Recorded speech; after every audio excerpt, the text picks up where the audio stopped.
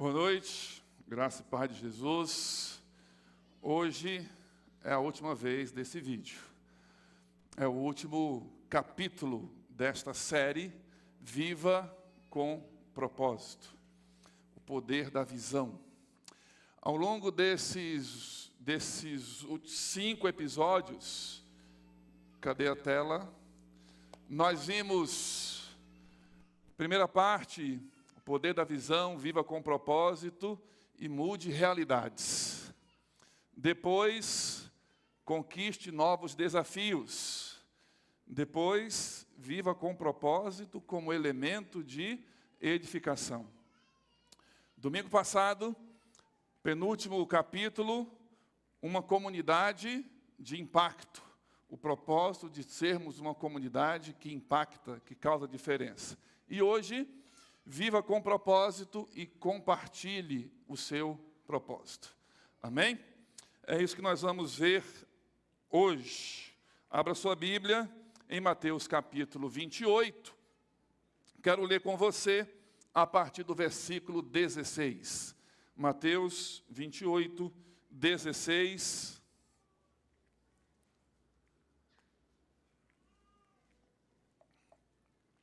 A próxima série já saiu do forno. Só não vou dizer para os irmãos o que é agora. No final do culto você vai saber qual é a próxima série. E aí, né, Erickson? Quem tem couro de jacaré, que aguente. Mateus 28, a partir do versículo 16, diz assim: Os 11 discípulos foram para a Galileia, para o monte que Jesus lhes indicara. Quando o viram, o adoraram, mas alguns duvidaram. Então Jesus aproximou-se deles e disse: Foi-me dada toda a autoridade nos céus e na terra. Portanto, vão e façam discípulos de todas as nações, batizando-os em nome do Pai, do Filho e do Espírito Santo, ensinando-os a obedecer a tudo que eu lhes ordenei, e eu estarei com vocês até o fim dos tempos. Amém?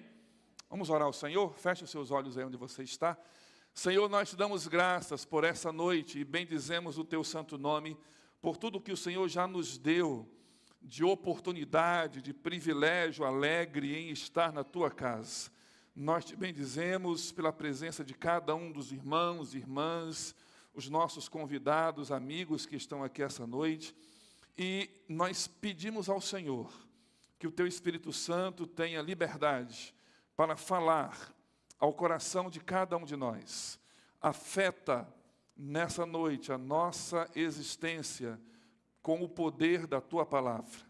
Que ao sairmos deste lugar, saiamos daqui tendo a tua palavra cravada no coração, na alma e na mente, para que a partir deste momento nós sejamos diferentes, sejamos edificados, transformados pela tua palavra. Assim oramos ao Senhor, pelo precioso e poderoso nome de Jesus. Amém. Nós chamamos esse texto de A Grande Comissão. Isso é um texto bastante conhecido nas discussões missiológicas, nas conferências missionárias.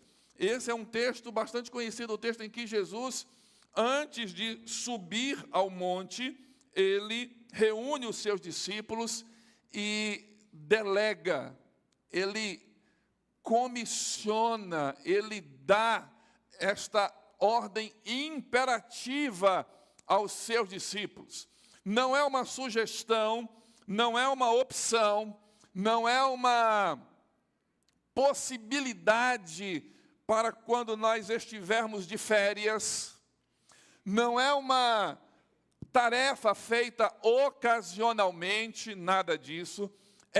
Este é o cerne da vida discipular daqueles que seguem a Jesus.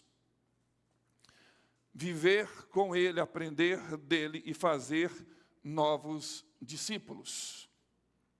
Toda árvore precisa gerar frutos. E assim é também na vida discipular. O texto começa dizendo que os discípulos se reuniram com Jesus num lugar onde Jesus havia indicado, mas quando viram a Jesus, esse texto aqui, ele está relatando depois da morte e da ressurreição de Jesus, por isso alguns duvidaram, alguns ainda não tinham a convicção de que Jesus havia de fato ressuscitado, e por isso a dúvida ainda estava no coração de alguns dos discípulos de Jesus. E é interessante observar que durante o ministério terreno de Jesus, durante os 3 anos em que Jesus conviveu com estes discípulos, durante esses 3 anos em que Jesus pregou o Evangelho, as boas novas do reino, vez por outra Jesus falava clara e abertamente sobre a sua morte, sobre a sua entrega e sobre a sua ressurreição. Mas os discípulos não conseguiam entender, achavam que era uma linguagem figurada ou que se tratava de outra coisa, mas Jesus os havia advertido e os ensinado sobre isso. E aí o texto prossegue dizendo que, quando viram, versículo 17, alguns o adoraram, mas alguns duvidaram. É assim que sempre acontece quando nós temos um grupo de pessoas reunidas, vez por outra nós temos conceitos diferentes e conjecturas diferentes acerca do mesmo fato. Uns estão adorando Jesus e outros, naquele mesmo momento, naquela mesma circunstância, naquela mesma ocasião, enquanto uns adoram, os outros ficam assim, sei não, será? Possibilidades. Você que está aqui hoje, qual grupo você está? No grupo dos que adoram ou no grupo dos que duvidam? Como é que o seu coração está hoje? Hoje à noite aqui. Duvidoso? Cheio de interrogações? Ou um coração adorador, verdadeiramente entregue, convicto, e que pode verdadeiramente declarar palavras de adoração ao Senhor Jesus? E diante disso, Jesus disse: toda autoridade me foi dada nos céus e na terra. Não importa qual seja a circunstância, não importa como esteja o seu coração hoje à noite, se duvidoso ou se crente, não importa se hoje você está aqui convicto ou pensativo, questionando alguma coisa, não importa as suas percepções deste momento, Jesus vai dizer: toda autoridade me foi dada, toda autoridade pertence a Ele. Não, aí você vai dizer assim: mas eu duvido. Não interessa se você duvida, a autoridade é dele. Ele está sobre todas as coisas. Para aqueles que estão com o coração de adoradores, é mais fácil essa percepção que o Senhor está sentado sobre o trono e nós o adoramos e Ele tem toda a autoridade. Para os adoradores é mais fácil, mas para os corações duvidosos, será que Jesus existiu mesmo? Será que isso é um fato verídico? Será que realmente essa história de que morreu crucificado, foi enterrado, ressuscitou depois, subiu ao céu, que troço mais esquisito esse? E será que de fato ele vai voltar mesmo? Não interessa o seu coração. Deus é Deus acima das suas dúvidas. Deus é Deus acima dos seus questionamentos. Deus é Deus acima de todas as suas interrogações. Ele está sentado sobre o trono. Ele não muda. Ele é o Senhor sobre todas as coisas. Ele governa sobre todas as coisas. E toda a autoridade pertence a Ele. Talvez você esteja aqui hoje com o coração duvidoso. Eu quero dizer a você que a dúvida é uma semente diabólica plantada no coração. Quem duvida, questiona não apenas o caráter, a existência, a palavra de Deus, mas questiona o próprio Deus. Então, se alguma dúvida está brotando ou tentando se enraizar no seu coração, retire. Declare as convicções bíblicas, as convicções da palavra de Deus ao seu coração e diga: coração, creia. Saiba que Ele é. Ele está aqui. Ele governa. Ele voltará. Declare isso. Não permita que a dúvida crie raízes no seu coração. Não permita que o medo crie raízes no seu coração. Não permita que o temor, que a timidez crie raiz no seu coração. Declare a palavra, creia. O Senhor disse: toda a autoridade foi dada a Ele. Quando Jesus se aproxima desses discípulos, em que um grupo adora, outro grupo duvida, Jesus não repreende. Ele se aproxima. Primeira coisa que ele diz: toda autoridade me foi dada nos céus e na terra. Em outras palavras, ele está dizendo: não importa as suas dúvidas, não importa as suas dificuldades, não importa os desafios, eu sou o Senhor e tenho todo o poder e toda a autoridade. Ele é Deus sobre todas as coisas. Nós precisamos compartilhar a fé em Jesus e fazer discípulos. Não é uma missão que depende da nossa força, mas da autoridade de Cristo. É com base na autoridade de Jesus, é com base no poder de Jesus, é com base em quem Ele é, que nós compartilhamos. É com base em quem é Jesus que nós anunciamos. Quando anunciamos, o cerne da nossa pregação não é aquilo que eu acho, não é aquilo que eu penso, não é aquilo que eu quero, não é aquilo que eu digo. Quando nós anunciamos o Evangelho, nós anunciamos a palavra de Deus, aquilo que Jesus disse. Suas palavras estão firmadas no céu. Um grande teólogo, que eu gosto muito de ler até hoje de manhã, quando os jovens invadiram o gabinete pastoral. Invadiram o gabinete pastoral depois da inauguração, né? Aí olharam uns livros que eu tenho ali, alguns pouquinhos livros que estão lá. E perguntaram umas coisas, eu falei assim: olha, sugestão de livros para ler. Um dos melhores livros que eu já li chama A Cruz de Cristo, do teólogo John Stott. E repito o que disse para eles hoje de manhã: tudo que é do John Stott vale a pena ler.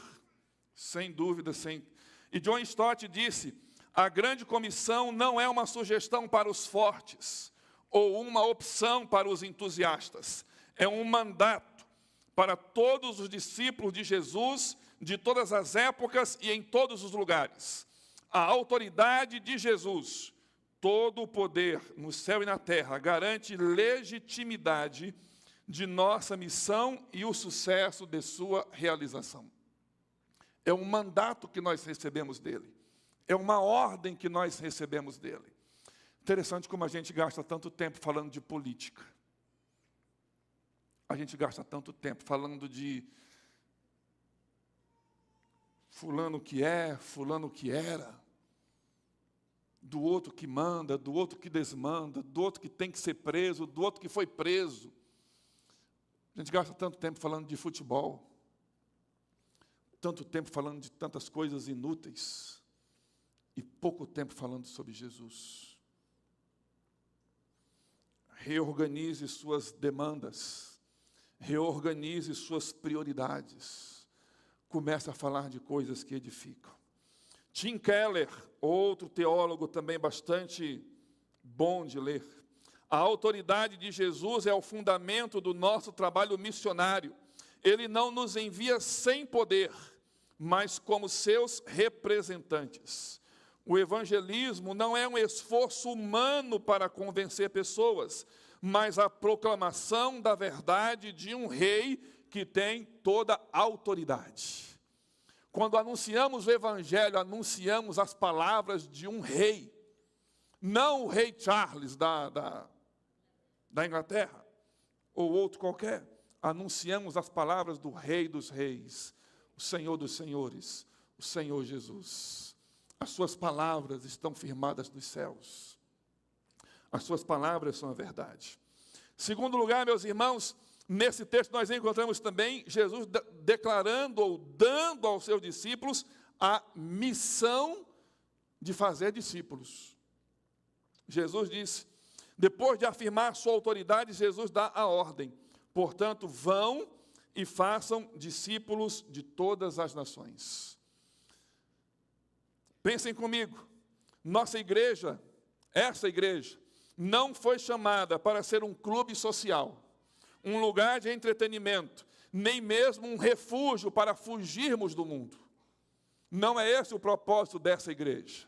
Nós aqui temos comunhão, nós conversamos, daqui a pouco, quando acabar ali, tem o café da comunhão, pode ficar ali conversando, pode ficar por aqui, senta, conversa, não tem problema, não precisa ter pressa para ir embora.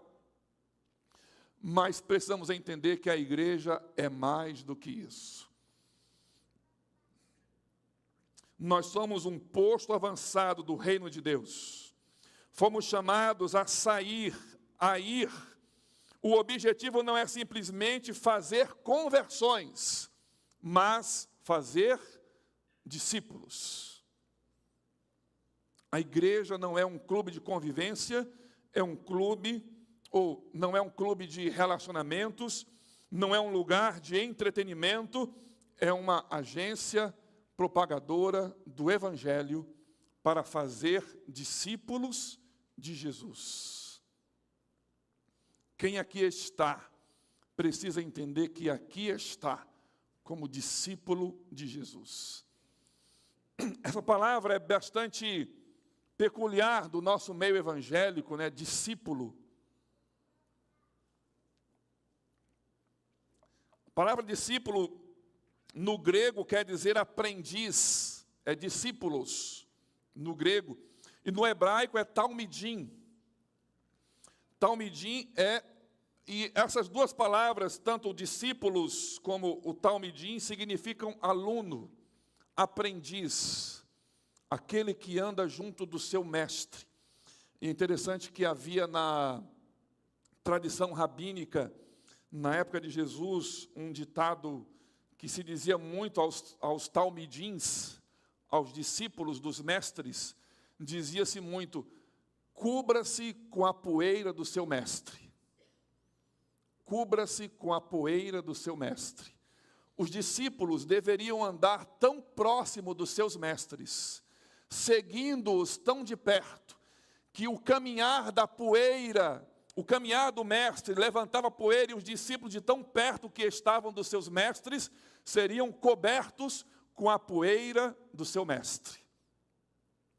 E nós somos chamados a sermos talmidins de Jesus, discípulos de Jesus, andar tão perto dele, que a poeira do seu andar nos cubra de tão próximos que estamos, ou que devemos estar dele.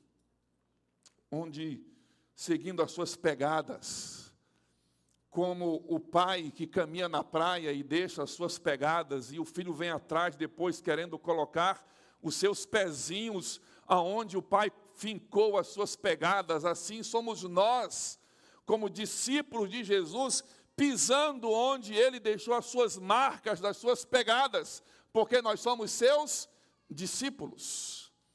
Portanto, não cabe ao discípulo uma ideia controversa, diferente, oposta à do seu mestre. Cabe ao discípulo se conformar e se amoldar ao ensino do seu mestre. Jesus disse, e é assim que eu faço. Jesus disse, e eu aprendo dele. Jesus disse, e eu sigo e obedeço o que ele ensinou. O discípulo não é só quem crê, mas alguém que está aprendendo, que está seguindo, que está obedecendo, alguém que está crescendo na graça e no conhecimento de Jesus. Nós não apenas cremos em Jesus, nós acreditamos nele. Nós temos convicção de que ele é real, ele foi, ele esteve aqui. Todos os fatos bíblicos relatados sobre ele são verídicos. Nós cremos nisso. Cremos que ele está vivo. Cremos que ele voltará. Mas nós não apenas cremos nisso tudo, nós seguimos. Nós obedecemos. Nós caminhamos. Nós nos ajustamos àquilo que ele ensinou. Meus irmãos, as irmãs que fazem bolo, hoje em dia difícil as irmãs fazerem bolo, né? Tem tanta loja de bolo, mas tão mais simples passar lá e comprar um bolo de R$20. Mas as irmãs que fazem bolo, ou que fizeram bolo algum dia, se a irmã pega lá a massa, coloca lá o trigo, o fermento, o ovo, manteiga, chocolate, sei lá o quê, né? E bate aquilo no liquidificador, e põe lá umas gotas de chocolate, seja lá o que for, aí pega uma forma redonda, daquela forma redonda que tem o furo no meio, tem aquela forma tradicional, né, do bolo, aquela forma redonda que põe o bolo no meio ali, você unta ali a forma com manteiga, passa um polvilhozinho ali de trigo, né, sacode assim, tal. Teoricamente eu sei de tudo, irmãos. Nunca fiz um bolo. Aí você despeja dentro daquela forma ali, não é, os ingredientes ali meio líquido, cremoso ali e tal, e põe no forno. A forma redonda, com um buraco no meio, aí assou. Você tirou o bolo do forno, deixou esfriar. Aí quando você vira a forma do bolo sob a bandeja, o bolo sai quadrado. É possível isso? Não é possível, porque o bolo tomou a forma da forma. E assim nós com Jesus. Não é possível um discípulo de Jesus, seguidor de Jesus, crente em Jesus, obediente a Jesus, tomar outra forma, senão a forma da forma que é Jesus. Se você não apenas crê, mas obedece, conhece, segue, é o discípulo que come da poeira e que se cobre da poeira do Mestre Jesus, você vai ser igual a Ele, você tem que ser igual a Ele. Você precisa se parecer com Ele, suas atitudes precisam se identificar com as atitudes dEle. Aliás, um outro livro clássico desses best-sellers evangélicos da década passada, da década retrasada, Em Seus Passos, o que faria Jesus. Todo crente tem que ler a Bíblia e esse livro. Note aí, Em Seus Passos, o que faria Jesus. Identifique suas atitudes com as atitudes que Jesus tomaria em seu lugar. Aliás, pensando nisso, um exercício mental. O lugar onde você trabalha seria diferente se Jesus fosse um colega de trabalho seu? A sua repartição, o seu escritório, seria diferente se Jesus fosse um dos seus colegas de mesa? Se você pensou aí e disse, sim, seria, eu ouso dizer, está errado, não deveria. Porque você precisa causar naquele ambiente o mesmo impacto que Jesus. Afinal, você é discípulo de Jesus. A luz de Jesus nós precisamos ser um farol de Jesus. Jesus então dá essa missão aos seus discípulos e diz, vão por todo o mundo e batizem as pessoas. O batismo é uma demonstração pública. Aliás, até falar um pouquinho sobre isso aqui. O batismo é uma demonstração pública da transformação que ocorreu no nosso coração. Quando o pastor está aqui pregando, o irmão está pregando, você está no PGM e o líder lá está compartilhando a palavra, e você diz assim: eu entendi a Bíblia hoje e eu quero receber a Jesus no meu coração. Isso é uma atitude íntima, particular, interior. E no batismo, nós externamos publicamente aquilo que aconteceu no nosso íntimo. O batismo é um anúncio público, uma demonstração pública daquilo que já ocorreu no nosso coração. Morrer para o mundo e o renascer para Cristo. Aliás, estamos preparando turmas de batismo, não é? Aqui na igreja. Domingo de manhã. Aliás, irmãos, que EBD sensacional tivemos hoje de manhã, não? Fala a verdade. Nossa EBD hoje foi assim uma nota entre 9,9 e 10. Foi não? Só eu que tive essa sensação. Só eu, irmãos. E, inclusive, nós, quando deu 11h30, eu me assustei, o pessoal estava saindo da sala, eu falei, mas já? Acabou, passou tão rápido, 11h30. Não é não? Se você não veio na EBD, perdeu. Já não tem mais chance. Só domingo que vem. Então, uma dica, não falte. Não? Não falte a nossa EBD. Nossa EBD está linda.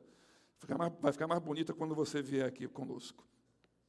Jesus, então, ordena aos seus discípulos que os outros discípulos fossem batizados. Deveriam ser batizados para proclamar publicamente a sua fé, sua convicção em Jesus, mas deveriam também ser ensinados a obedecer. A nossa missão não termina no batismo, ela continua no ensino, e não é só no ensino teórico, é o ensino que leva à obediência, é o ensino que reproduz atitudes, é o ensino que discipula. E em último lugar, no texto que lemos, Jesus faz uma promessa que nos sustenta. Jesus diz: eu estarei com vocês sempre, até o fim dos tempos. Meus irmãos, a missão não é fácil. Compartilhar nossa fé muitas vezes causa medo. Há muitos irmãos nossos, crentes em Cristo, que pagam com a própria vida por anunciar o Evangelho, por não recusar, por se recusarem a negar o nome de Jesus. Eu me lembro de uma cena muitos anos atrás, eu vou falar que aqui não temos quase criança. Eu me lembro de uma cena de um grupo de cristãos que estavam ajoelhados numa praia, e um grupo de outras pessoas atrás deles. E a cena mostrava a praia, esses irmãos ajoelhados na praia, e alguma coisa ali foi dita, de repente corta, aparece os corpos caídos, sem cabeças, e a água do mar suja de sangue. O crime, se recusarem a negar o nome de Jesus. Simplesmente isso. E nós hoje, estou com uma dor de cabeça, estou indisposto. O sol hoje foi muito quente, causticante, eu vou ficar em casa. Eu mereço dormir aos domingos até mais tarde.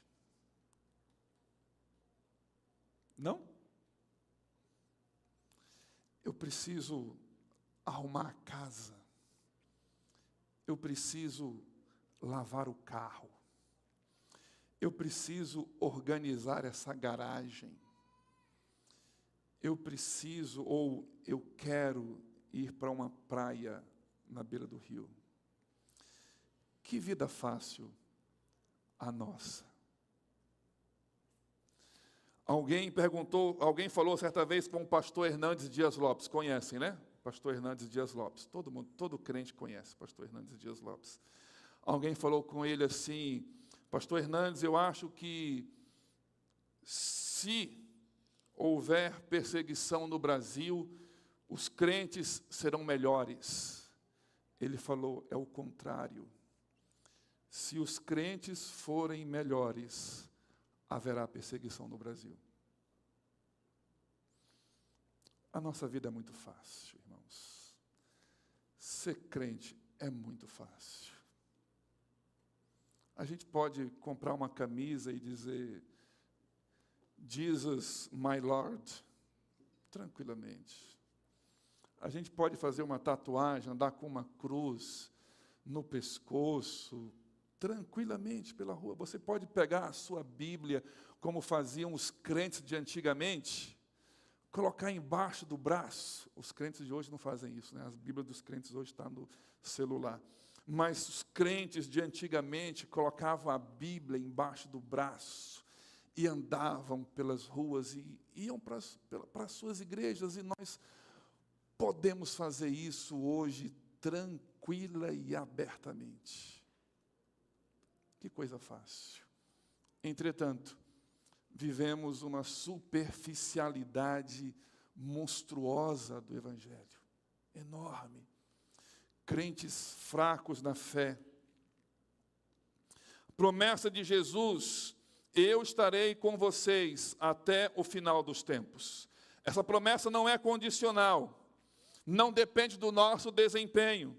É uma promessa incondicional do Senhor da glória. Ele está conosco nas nossas dúvidas, nos nossos medos, nas nossas lutas.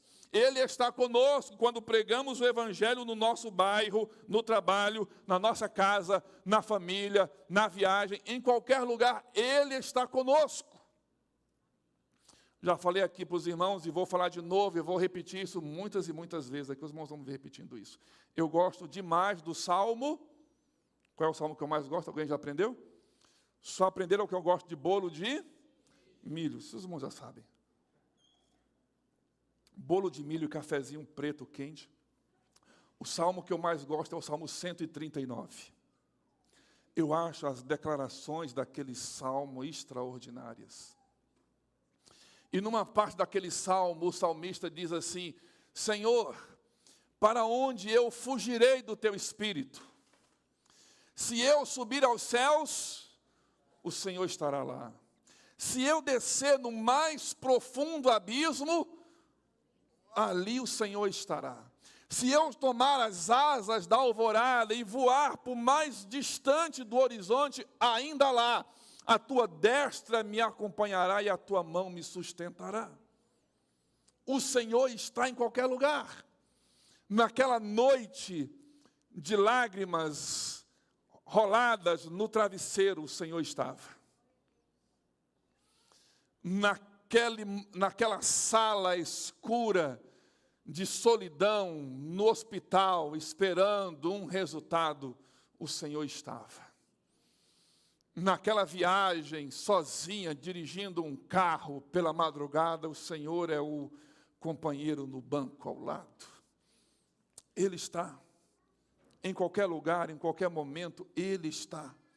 Ele é a nossa presença constante. E nós não precisamos sentir para saber que Ele está. Porque Ele disse que estaria. Se Ele disse que estaria e a sua palavra é a verdade, então Ele está. Aí alguém vai dizer, mas pastor, eu não estou sentindo. Não tem uma fumaça descendo. A gente poderia comprar um negócio para descer fumaça aqui, não podia? E colocar uns raios assim piscando, irmãos, na hora. Mas não é a fumaça que diz que Ele estaria. É a palavra dEle que nos garante que Ele estaria. Ele está. Ele está aqui.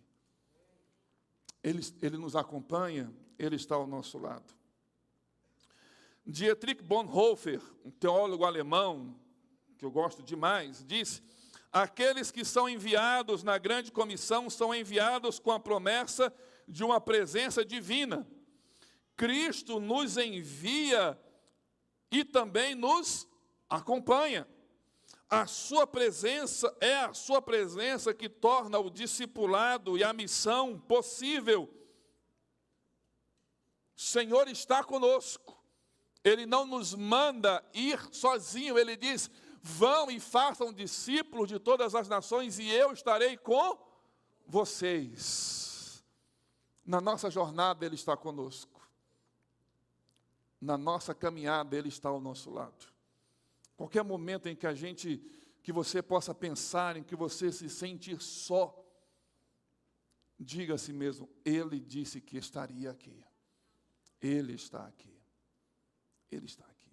O Senhor Jesus, quando ensina os seus discípulos a orarem, em Mateus capítulo 6, Ele diz: quando vocês forem orarem, entrem no quarto de vocês, fechem a porta e orem ao teu Pai que está em secreto. Aí o mais extraordinário vem aí. E teu Pai que te vê em secreto. Vê por quê? Porque Ele está lá, presente, no quarto secreto. Quando você entrou e fechou a porta, Deus já estava lá. Ele entrou com você, do seu lado. Aí você ora ao Pai que está em secreto, e o Pai que está em secreto lhe vê, lhe contempla lá. Ele está lá. Nós temos uma missão, meus irmãos, como igreja de Jesus. O nosso propósito, a nossa visão é continuarmos a missão que o Senhor nos deu de proclamar o Evangelho e de fazer discípulos. Nós podemos conversar sobre qualquer coisa, mas não podemos deixar de conversar daquilo que deve ser o eixo principal da nossa existência, a razão principal da nossa vida, que é fazer discípulos de Jesus. Quantas pessoas têm ouvido, têm aprendido de Jesus pelas palavras que saem da sua boca? Essa igreja proclama Jesus Cristo como Senhor e Salvador. Essa é a nossa missão, esse é o nosso propósito. Para isso que estamos aqui, anunciar que Jesus Cristo é o único Salvador. Anunciamos aqui que só em Jesus Cristo o homem é capaz de encontrar a sua verdadeira identidade, está em Jesus. Há uma discussão ideológica no mundo, não só no Brasil, mas no mundo todo, falando de identidade. Eu me identifico. Eu me identifico desse jeito. Os irmãos já ouviram falar dos Terians? Perguntar. Quem não sabe o que é Terians? Levanta a mão aí. Quem não sabe, pode levantar a mão. Tudo bem, vou explicar para os irmãos. Terians são pessoas que têm dificuldade com a sua identidade pessoal e se identificam com animais. Ela se acha um cavalo. Já viu, não já? Agora você já viu, sabe o que é. Ela se identifica com um coati. Então ela anda como um coati. Ela se veste como um coati. Ela anda como os Terians.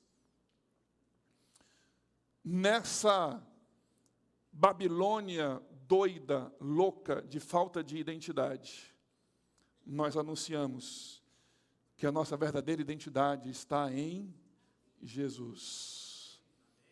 Em Jesus está a nossa verdadeira identidade. Veio para os que eram seus, mas os seus não o receberam. Mas a todos quanto o receberam, aos que creem no seu nome, deu-lhes o poder de serem feitos filhos de Deus. Serem feitos filhos de Deus. Você não é obra do acaso, você não é um cavalo, você não é um coelho, você não precisa ter uma dúvida sobre quem você é filho de Deus.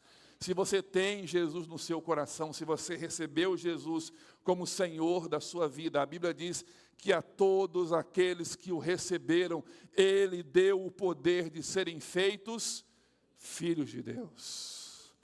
É isso que anunciamos aqui, é isso que proclamamos aqui, é esta a nossa mensagem de discipulado, o propósito de anúncio desta igreja é dizer: todos aqueles que recebem a Jesus Cristo como Senhor são feitos novas criaturas, filhos de Deus. Talvez você esteja aqui hoje à noite e ainda não abriu o seu coração para Jesus. Talvez você está aqui hoje à noite e não entregou o governo da sua vida a Jesus. Talvez você que esteja aqui essa noite, talvez nos visitando regularmente durante alguns domingos, ainda não entronizou Jesus como o Senhor, o dono da sua vida. Quando você fizer isso, quando você deixar de querer governar a sua vida, é como alguém que está dirigindo um carro e de repente essa pessoa para o carro e diz a Jesus, que está do lado apenas como passageiro, e diz assim: Senhor, passa para o lado de cá. E aí Jesus toma o volante, Jesus se assenta na cadeira em que pode dirigir, em que ele deixa de ser um acompanhante, mas agora ele é aquele que conduz. E aí você entrega o volante, você entrega as chaves, você deixa que Jesus conduza a sua vida. É isso que é dar Jesus o lugar de Senhor na sua vida. É abrir mão do controle, é entregar a Ele a condução da sua vida, do seu futuro, do seu destino, para que a sua vida não seja mais levada por onde você quer, do jeito que você quer, mas seja conduzida por Jesus, do jeito que Ele quiser, por onde Ele quiser. Eu não sei se tem alguém aqui hoje à noite que gostaria de tomar essa decisão. Mas se você está aqui hoje à noite e gostaria de dizer isso: Senhor, eu quero que o Senhor conduza a minha vida. Queria convidar todos os irmãos a fecharem os seus olhos agora. E eu queria perguntar hoje à noite aqui, se tem alguém que está aqui entre nós hoje e que hoje, entendendo essa palavra, você decidiu: eu quero entregar a minha vida para que Jesus conduza do jeito que Ele quiser. Eu quero abrir mão da condução, do governo da minha vida, e quero que a minha vida seja governada por Jesus. Tem alguém aqui hoje que quer fazer este compromisso, tomar essa decisão? Se você tem essa convicção hoje, eu queria que você levantasse a sua mão e dissesse assim: eu quero entregar minha vida ao controle de Jesus, para que Ele conduza, para que Ele guie, para que Ele faça da minha vida o que Ele quiser. Tem alguém hoje à noite? Levante a sua mão. Queremos orar por você, queremos abençoar a sua vida, queremos que você faça parte dessa comunidade de fé, queremos ajudar você na sua caminhada. Se tem alguém, levante a sua mão, nós queremos orar por você. Tem alguém? Eu não vou insistir, essa é uma decisão sua, entre você e Deus. Se você tem essa convicção, se você tem esse desejo, queremos orar por você. Amém. Deus abençoe. Tem mais alguém? Uma outra pessoa que quer tomar essa decisão hoje na sua vida, entregando sua vida a Jesus, entregando ao Senhor Jesus o controle da sua vida, recebendo Jesus como Senhor da sua vida no seu coração? Levante sua mão. Nós queremos orar por você. Não? Amém. Vamos orar. Pai, muito obrigado. Obrigado, Senhor, porque nesse momento, diante do Senhor, lendo a Tua palavra, nós entendemos Jesus como Senhor sobre todas as coisas. Toda a autoridade pertence a Ele. todo o governo está nas suas mãos. O Senhor Jesus governa sobre todas as coisas. Ele é o Senhor sobre tudo. O Senhor é o Deus que governa sobre os elementos da natureza. O Senhor governa sobre a história. O Senhor governa sobre os governos humanos. E o Senhor tem o controle da história nas tuas mãos. E nós te louvamos por isso, nós te bendizemos, nós agradecemos e engrandecemos o Senhor, que é o Rei, o Senhor, o Todo-Poderoso. Bendito seja o teu santo nome.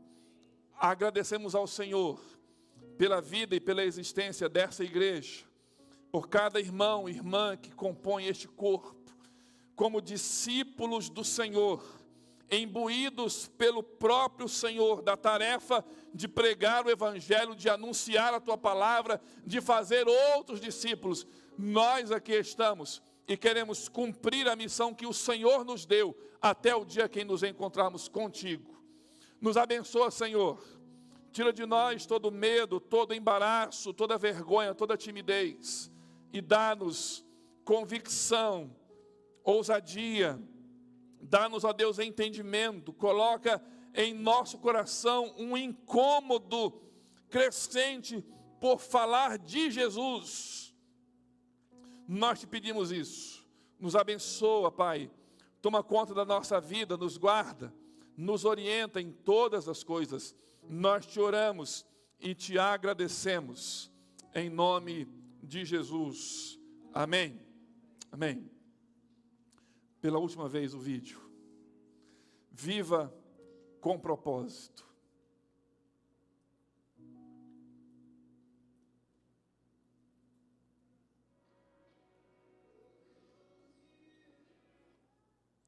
Não, é o vídeo da abertura, para fazer o encerramento.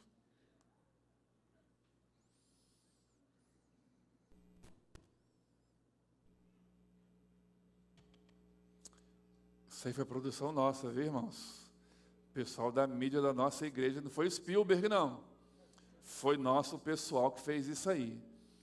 E a partir do dia 5, domingo que vem, é uma mensagem normal. E a partir do dia 5, nós vamos ouvir e aprender sobre mutualidade, os mandamentos uns aos outros. Durante o mês de outubro e uma parte do mês de novembro, mutualidade, uns aos outros. Não falte. Venha para cá. Amém?